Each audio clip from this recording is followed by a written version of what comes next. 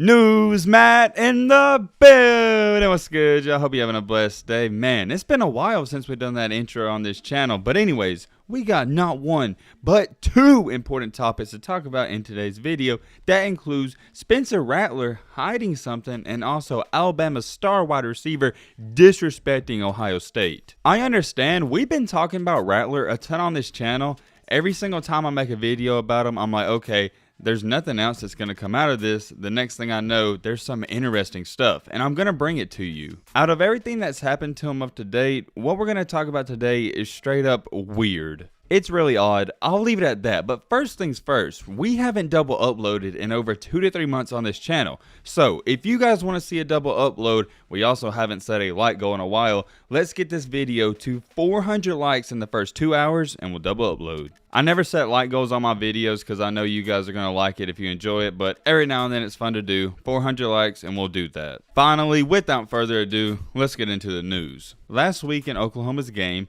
Caleb Williams wasn't playing so hot and Rattler got to go in the game off of the bench. He played okay overall. The entire Oklahoma team, it wasn't good. But after the game, it was announced that Spencer was diagnosed with the flu the morning before. That information is coming directly from his uncle, who goes by the name of Scott Conkle. He also added on Twitter, quote unquote, "The flu thing was not made public. That was reported by me after talking to his parents yesterday during the game." I am not going to lie, when I first heard this and somebody sent it to me, I thought it was complete BS and a guy that was chasing clout and wanting some attention, saying he knows Spencer Rattler, when in reality he doesn't. We see that happen all the time. After doing some research, it turns out this dude is actually his uncle. Scott is the brother to Spencer Rattler's mom, who was Susan Conkle, who married Mike Rattler. To confirm this and take it to another step, I needed some more proof. I went all the way back to this person's Twitter in 2019, and he was still calling him his nephew and referring to him and tweeting about him. Not only that, if you want even more proof, he posted a picture with him in 2020 of them standing side by side. So it's not like it's a random person on Twitter saying, "Hey, I think Spencer Rattler had the flu." No, this is a legit news source. Everybody watching this video has more than likely had the flu at one point in their life. There's different stages. You know, it can get really bad and it can also be not big of a deal.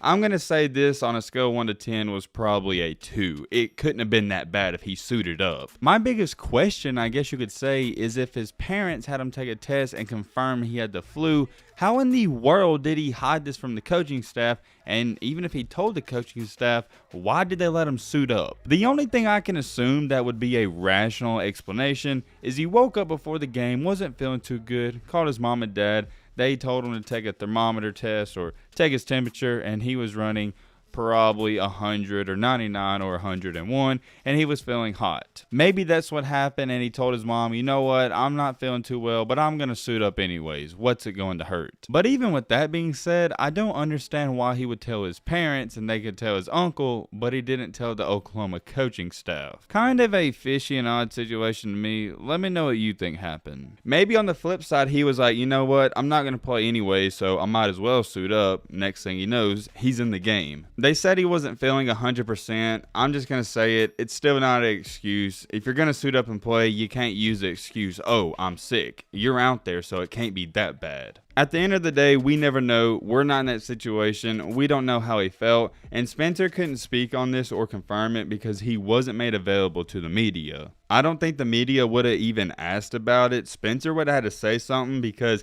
this wasn't released to the public. This is his uncle releasing this now. I found that interesting. Let me know what you think about that in the comment section down below.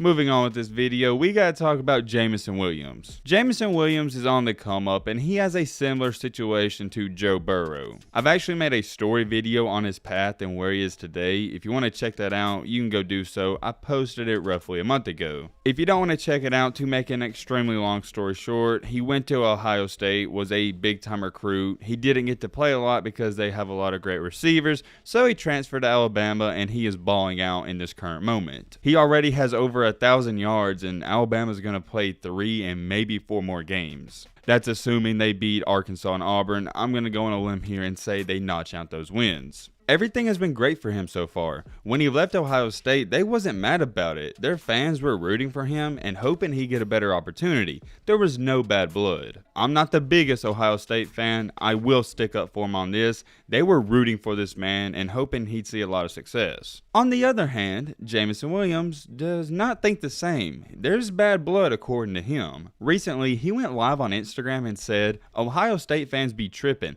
They don't claim me. I don't claim them. Ohio State fans be tripping. They disown me. I went to Bama. When I graduate, I will have graduated from Bama on my degree." To say somebody disowns you is a pretty big statement and a bold word. Right here, you had this person tweet out, "Most OSU fans I know root for him and wish him well. I definitely do, just not against the Buckeyes." I also found this tweet I agree with, quote unquote, "It seems like he's trying to create a chip on his shoulders, and it's really confusing considering we have a massive fan base and I've literally never seen a single person disown or trash him. It's a shame that he feels that way because all we have done is wish him well. I'm an Alabama fan, most of you know that, so obviously I do not care for Ohio State. In this situation, I think Ohio State's in the right and Jamison's in the wrong. I watch and keep up with a ton of college football. All I saw from Ohio State fans was great things when they talked about him. They were wishing him well. Obviously, there's some people trashing him, that's the internet, but I'm speaking for the vast majority. Out of 100 people, 98 are wishing him the best and 2 may be trashing him. That's a good ratio. It's definitely nowhere even close to where Spencer Rattler is, where 50% hate him and 50% like him. Or it may even be more different than that, maybe 60% hate him. Last but not least, another tweet that's getting a lot of recognition and buzz from an Ohio State fan reads this. Jamison Williams said Ohio State fans be tripping. He said Ohio State fans disowned him. I remember when his dad was talking all that crap on Instagram about Ohio State. While Ohio State fans just wish Jamison Williams nothing but the best, he needs his ego checked. Another tweet I couldn't agree with anymore. You get the point. Everyone doesn't understand where he's coming from. The only thing I can assume is he's taking the Michael Jordan approach where he's making up rumors to motivate himself. And I'm not gonna lie, sometimes in life I do that. I make up false things to motivate myself when I'm in the gym or doing something to get me through it. His dad has even been going on Instagram and arguing back with fans. I'm not going to read all of that because it's complete nonsense. Okay, here's all you need to know about Jamison Williams' dad on Instagram. He said, Ohio State is full of favorites. Jamison Williams won't be the last, trust me. This is just the beginning. Facts. And he also said, no, JMO left because no need to sit behind people he may be better than, watch what Bama do with him furthermore, and blah, blah, blah, blah. He just kept going on and on. He was even talking about how Olave should already be a millionaire and Ohio State has ruined his career. You know, I can see where his dad is coming from. He's always going to stick up for and protect his son. But I just don't think you should do all that on social media. That's my opinion. I wouldn't do it personally. Let me know how you feel. All you need to know is it's the current debate that's been going on the past 2 years with this kid. People are saying, or some people are saying, he should have started at Ohio State and they misused him, and they should have used him like they're doing at Alabama currently. It's a big mess. Jamison's in a great position right now. He's looking like a first or second round receiver.